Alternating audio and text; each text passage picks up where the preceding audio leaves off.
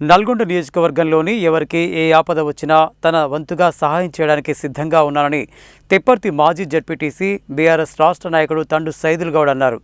కుల మతాలు పార్టీలకు అతీతంగా ఎవరికైనా ఇబ్బందులు ఉంటే తమ ఫౌండేషన్ ద్వారా సహాయ సహకారాలు అందజేస్తానని చెప్పారు. తిప్పర్తి మండలంలోని యాపలగూడెం గ్రామానికి చెందిన కోడెదల వెంకన్న అంజమ్మ కూతురు లీలావతి వివాహానికి తిప్పర్తి మాజీ జడ్పీటీసీ బీఆర్ఎస్ రాష్ట్ర నాయకుడు చంద్రం ఫౌండేషన్ చైర్మన్ తండు సైదుల్ గౌడ్ హాజరై నూతన వధూవరులను ఆశీర్వదించారు. కళ్యాణ కానుక కింద పెళ్లి కూతురుకు 10,000 రూపాయల ఆర్థిక సహాయాన్ని అందజేశారు.